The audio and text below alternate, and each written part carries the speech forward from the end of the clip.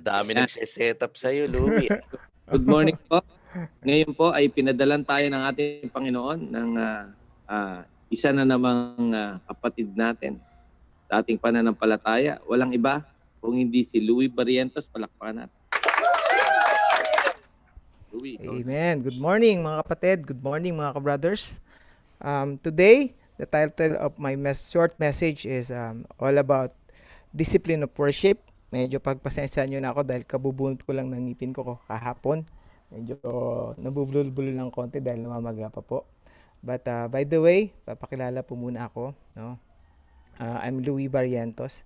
And maybe not many of us ay di pa po ako kilala. Dahil tayo po ay, alam ko, international tayo, di ba? All over the world. So, may mga bumisita sa atin na taga-ibang bansa o mga taga-ibang probinsya. Medyo papakilala po muna ako, no? Sa panahon pong ito, ako po ay, at ang aking pamilya ay parte ng ICOC Makati Church. Ako po at ang aking pamilya ay manganganta o worship song leaders sa loob ng ating simbahan. Dalawa po sa aking mga anak ay disipulo na ng ating Panginoong Jesucristo. Nakita niyo ba yung pictures? Wala pa. Nakita niyo ba yung pictures mga kapatid? Wala bro. Next slide. Ayaw.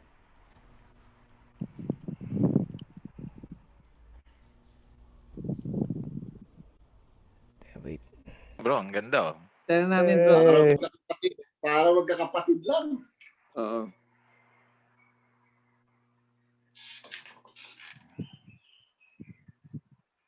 Yan, bro. Kita na namin. Kaso, nawala naman audio mo, bro. Meron ba?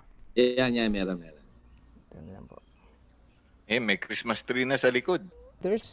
So, karamihan siguro sa mga kapatid natin nakilala ng aking mga anak. O dalawa po sa aking anak ay disipulo na ng ating Panginoon Jesucristo. Sa bandang kanan yan si John David, sinundan ni Bridget Molly. Sa gitna naman po yung aking anak na bunso na si Elisa Luella na kasalukuyan na nag-study ng Bible. At syempre ang aking napakagandang asawa ni si Miang Barrientos. Yan. Bago po tayo magsimula, tayo po muna ay magdasal. Okay, let's pray. Come on, brother. Heavenly Father God, salamat God sa araw to, God, that we can worship you, Father. Salamat God na ikaw ang Diyos namin, na patuloy sa amin na nagpapasensya, hindi nagkukulang. Patuloy sa amin tuturo, bagkus kami God ay nagkukulang sa aming mga pananampalataya, sa aming mga ginagawa sa iyo, Panginoon. God, alam mo namin po God na napakahirap kumilos sa mundo. Pero God, pagka ikaw ang aming sandigan, ito po ay nakakaya namin, Panginoon. God, nawa sa umaga pong ito, tulungan po ako. God, na ma-deliver ko yung salita mo, yung message mo in the most powerful way. Thank you, God. In Jesus Christ, in I pray. Amen. Alright. So, ang title ng aking message today is this discipline of worship under the book of Discipline of a Godly Man. Okay? So, discipline of worship. Why do we worship? Yan yung mga tanong sa atin lagi, no? Sa discipline of worship, bakit ba tayo ay mag-worship, no? Is it for God or for men? Tayo ba ay nag-worship dahil Panginoon o dahil sometimes pag tayo ay nag-worship dahil lang ba sa mga taong napapainggan natin o talagang sigad ang ating mino-worship? I know that all of us worship the invisible God. Alam naman natin yan. And through the image of our Lord Jesus Christ, we can feel, no, and describe and even know who really God is. But ito yung unspoken, no? The unspoken, increasingly common assumptions of today's society of Christian is that worship is primarily for us, no? To meet our needs. So yan yung laging parang inaano ng mga tao na nag-worship, karamihan sa atin sa mundo, no? Dahil gusto natin na ma-meet yung ating mga needs, di ba? Yung ating mga kailangan sa buhay. Kaya tayo nag-worship, yung ating kakainin, no? O paano mamumuhay dito sa ating mundong ginagalawan. Sometimes ganun yung thinking natin, kaya natin mag-worship, kaya natin tumingin kay God. Kasi ito yung mga kailangan natin. Dahil alam natin bilang Kristiyano, ito ay kayang-kaya niyang i-provide. No? Kayang-kaya i-provide ng ating Panginoon. But the thing is, it is so easy for us to forget that in going to worship God, no, our main concern should be to worship in spirit and in truth. Okay? Sabi diyan sa sa John 4:23 to 24, Jesus said dito, si Jesus talagang nagsalita rito. No, sabi niya, yet a time is coming and now and has now come, and when the true worshippers will worship the Father in spirit and in truth, for they are the kind of worshippers the Father seeks. God is spirit, and his worshippers must worship in the spirit and in truth.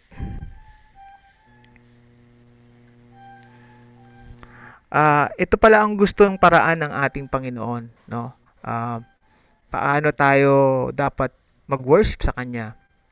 Kaya nga in verse 24, kung mababasa natin, no, Kanyang binigyang diin ang salitang dapat, must worship in spirit and truth. Therefore, it is important that we understand in distinctions dun sa popular view na sinabi ko, that worship is for us, no? That worship begins not with man as its focus, but God. Amen. So dapat ganoon ang ating perspective sa pag-worship, no? There are reasons for God-centered worship. So, pag nag-worship tayo kay God, dapat si God ang centered ng pag-worship natin, no? Why is it important that God must be the center of our worship? Bakit kaya importante? No, there are two reasons. Two reasons na importante na mas maging sentro ng ating pagpupuri ang ating Panginoon, no? Number one is divine priority, no? Divine priority. Sabi diyan, God desires worship above all else. So talaga palang dinidesire ni God, no, na i-worship siya sa lahat ng bagay, no, above kahit saan, kahit kanino. Dapat siya ang, pag kinumpara natin, wala above all dapat above all, di ba? Sabi ganon, everyone, no, every man who calls himself a Christian must understand that worship is the ultimate priority of his life. In Luke 10:41 to 42, kung makikita nyo dyan, nakalagay, Mary has chosen what is better, and it will not be taken away from her.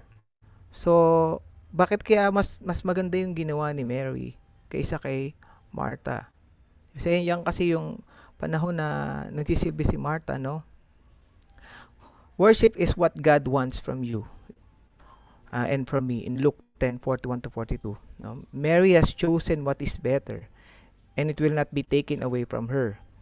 In this verse, no, alam naman natin na etong si Martha, no, aligaga sa pag-aayos, di ba? Sa pag-aasikaso nung panahon noon, kasi dumalo si Jesus dito sa bahay nila.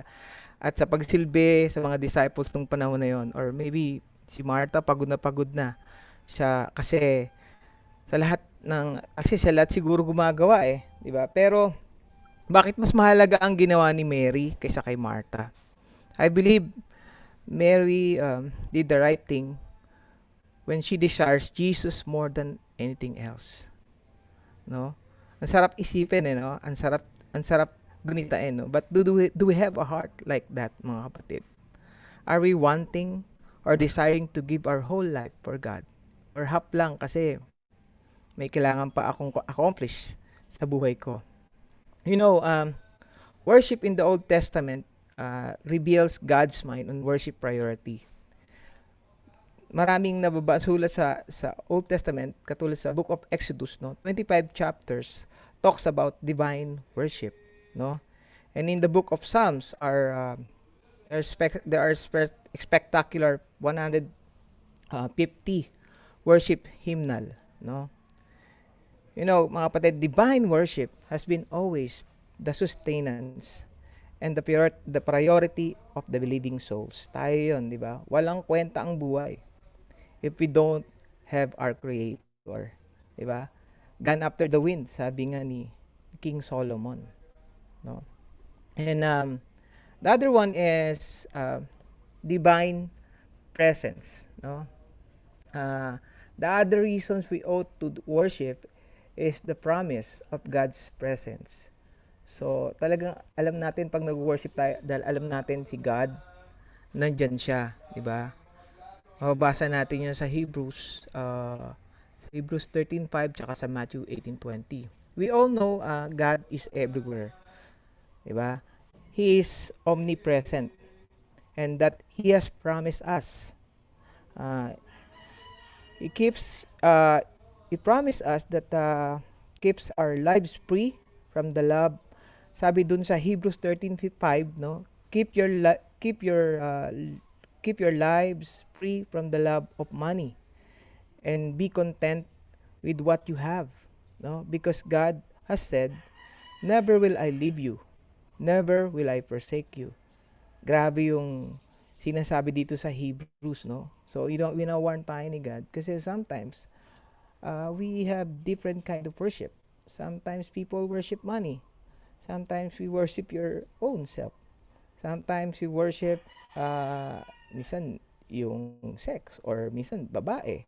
Diba? So, iba-iba yung wino-worship. But sinasabi dito ni God na dapat ang worship natin ay siya, no?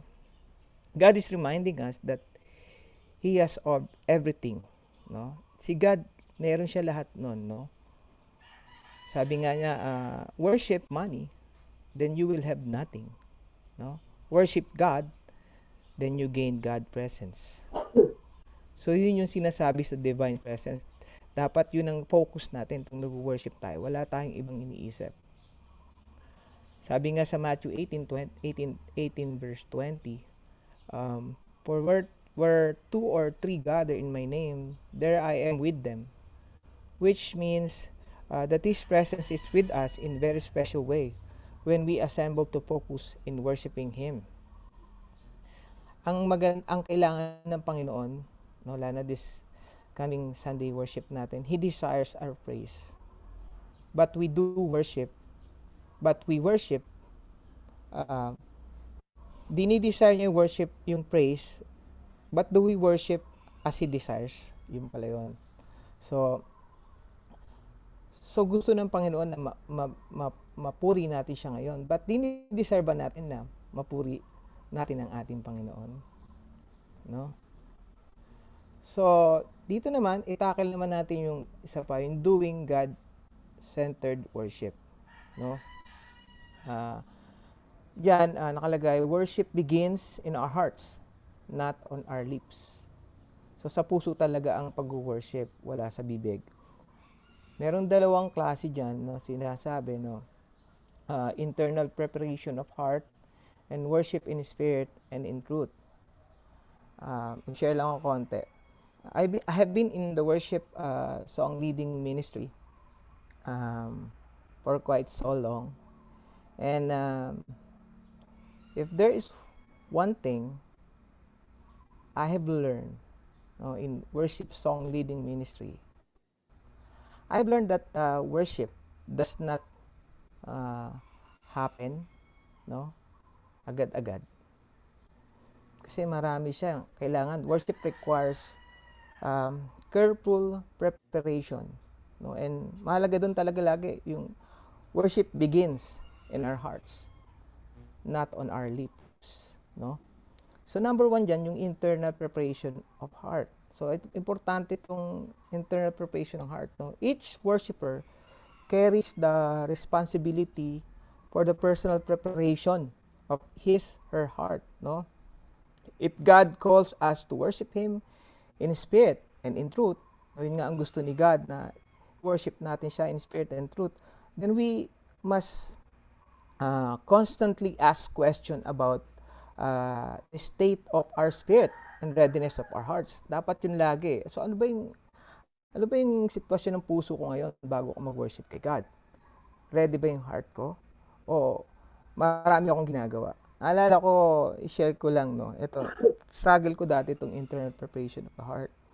Kasi dati, lagi akong inimbitahan ng aking brother-in-law na lumabas, punta ng ibang lugar, mag-swimming or mag-vacation. But because of mababa ang aking conviction, inuuna ko yun. Pinagpapalit ko yun sa pagpunta ng iba-iba, pag-swimming or ano man ang gagawin ko na magiging conflict dito sa pag-worship kay God, inuuna ko pa yon. We should really understand when one of my best friend disciple me, sabi niya sa akin, bro, alam mo, yan ba ituturo mo sa anak mo? When you worship God, mas uunahin mo pa yan. Punta ka ng dibo, unahin mo yan. Punta ka uunahin mo pa ba ang lahat ng bagay, lahat mga ibang nasa mundo kaysa unahin mo ang pag-worship kay God. Na-stuck ako kasi yung yung papamana ko sa anak ko. 'Di ba? Ako mas gusto ko pang piliin yung makasama to o mag-siesta kaysa unahin mag-worship kay God. No? 'Yun yung mahalaga, yung internal preparation of heart. Pangalawa, worship in spirit and in truth. Sabi ganon, but the time is coming, sabi doon, indeed, it is here now. Ito na yun no? When true worshipers will worship the Father in spirit and truth. Ako naniniwala ako, ito na yung mga kapatid. This is the time na tayo is someone, siguro iba sa atin, worship in spirit and truth, but someone din hindi rin ganoon kasi mababa yung ating spirituality. So yun nga sinasabi natin, Panginoon, today, no? If we worship, we should worship in spirit and in truth. And our God, the Father, is looking for those who will worship Him that way. No? True worship flows from the inside out. No? Sa labas, tsaka sa loob, sa isip, at sa labas ng iyong katawan. So, worship is not an external activity. No? Dati noon, pag-attend tayo, kala natin, ate lang tayo, simbahan, okay ka na. No, it's not an external activity, but is of necessity first internal. So, but is of necessity first internal. No. Tulad sa Bible, sabi ng Jesus warned hypocrites with the words of Isaiah. These people honor me with their lips, but their hearts are far from me. Sabi ni Jesus, no? Sabi doon sa Isaiah, they worship me in vain. So, maraming tao rin hanggang ngayon na ino-honor si God with their lips, but their hearts are far from Him. Diba? True worship must spring from within a man's spirit, no? From the spontaneous affections of the heart.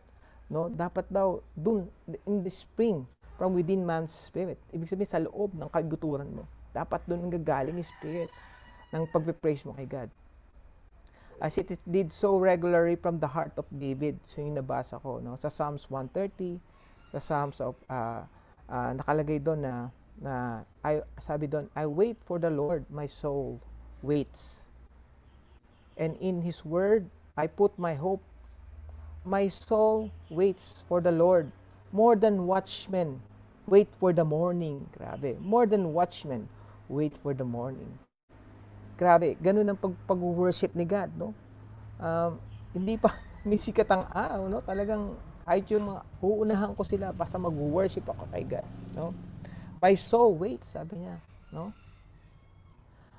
Sabi diyan, sa Psalms 135:6, sinasabi doon na man's way of thinking is not God's way of thinking.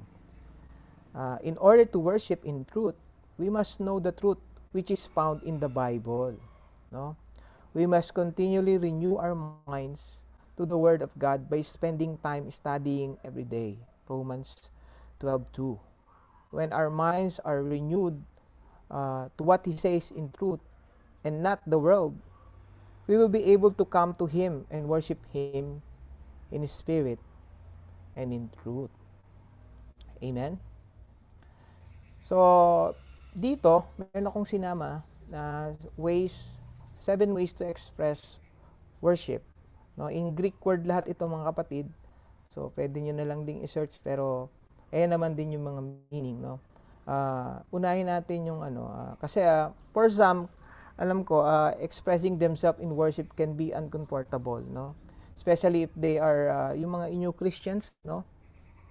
You go to some churches, pag pumunta ka sa ibang simbahan, no, sa isang kongregasyon, meron lang nakatayo, iba, meron man kumakanta, meron man just upo lang, tapos makikinig lang, tapos makikinig lang ng worship music, no. Others may sing, but they don't play instruments, no. Still others will be waving their hands, no, shouting and running around the band plays every kind of instrument, no. Which way to worship is correct? So ano ba yung sinasabi doon? But ito na dinagdag ko lang para ito yung medyo paraan natin na pwede nating gawin kung nag-worship tayo, no. 7 ways to express worship. Number 1 is barak. Ang ibig sabihin niyan, to kneel, to bless God, to bow down. Sabi sa Psalms 72:12-15, hindi ko na sinama dyan kasi mahaba, no. He will rescue the poor when they cry to Him. He will help the oppressed who have no one to defend Him.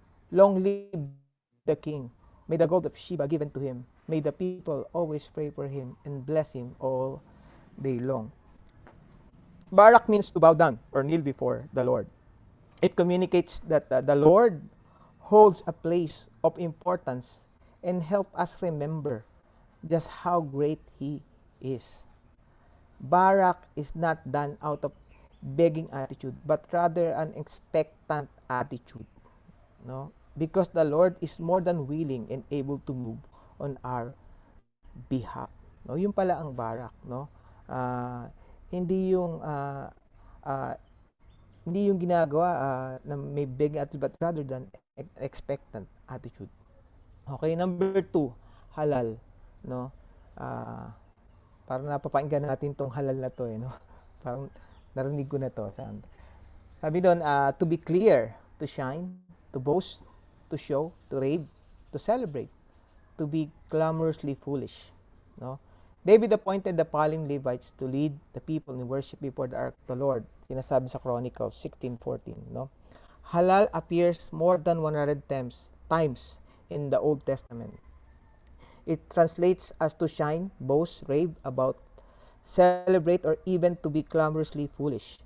Can you imagine a more wondrous noise raving about all the Lord is all about He has done? No? So isa pa, Shabak, number 3. Bilisan na lang natin kasi meron lang akong 7:53. Shabak, to shout loudly, to command. Sabi doon, Shabak means to shout loudly or command.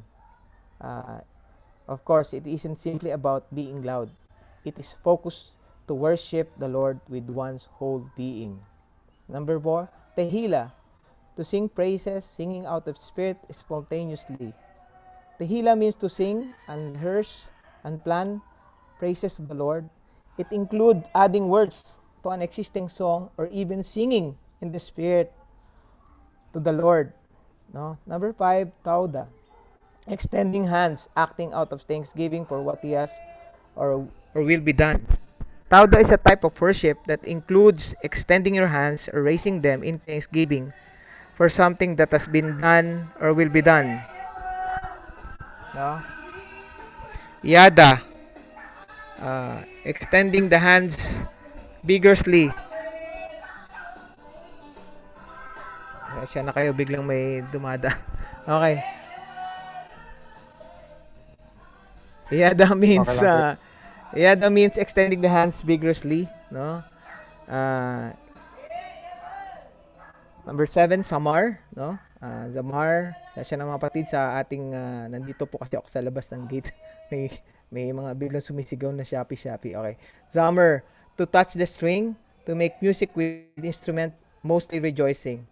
No, sabi niya sa Psalms 150 verse 3 to 6, praise him with the blast of the ram horns, praise him with the lyre and harp, praise him with the tambourine and dancing, praise him with the string and flutes, praise him with the clash of cymbals. No, zamar means to touch strings, involves rejoicing in making music to the Lord. So kung mababasa nyo rito, no, mas more on dito ang singing, praising God. Kasi naalala ko, mayroon nabanggit isang brother na narinig ko, sabi niya, kahit ano lumalabas sa bibig po ko pag kumakanta ako, parang ang pangit, hindi maganda. Pero hindi pala yun importante. When you sing to God, sing it with all your heart. Huwag ka mahiya kahit ano pa yung boses mo, kung maganda ba yan o hindi. So, yan yung mga ways ng 7 ways to express worship, no? Ito lang po yung challenge. So, tapusin na natin. Challenge, allow the Holy Spirit to speak to you about the 7 ways to worship in spirit and in truth. How can you incorporate them into your personal and corporate worship?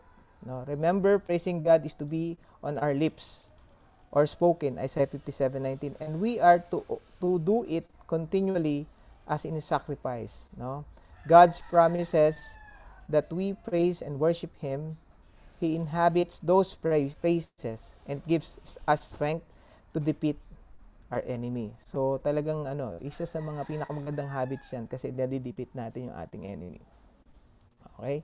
So important things to do for our online church service today. So meron pa akong 4 minutes. So sabing ganoon, aksulat dyan, make it your work with diligence to apply the word as you are hearing it. Keep your Bible open and follow the external textual argument. Look up the references mentioned. Take notes, no? Identify the theme. List the subpoints and applications. Ask God to help you see exactly He wants you to apply it. Hindi ko na mabasa. The scriptures being preaching to you. Okay? So, there is no getting around it, mga kapatid. Worship requires discipline, no? We are to worship God in spirit and truth, and this is impossible without discipline. No? We must discipline ourselves to know God's truth so we can worship Him in truth. We must discipline our human spirit, no? So that authentic affections pour in spirit from our hearts, no? Yun yung sinasabi sa atin ng Panginoon, and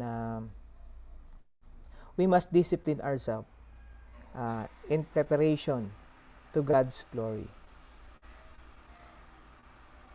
Amen. And Amen. And Amen. to God be all the glory. Salamat mga kapatid. Amen. Salamat.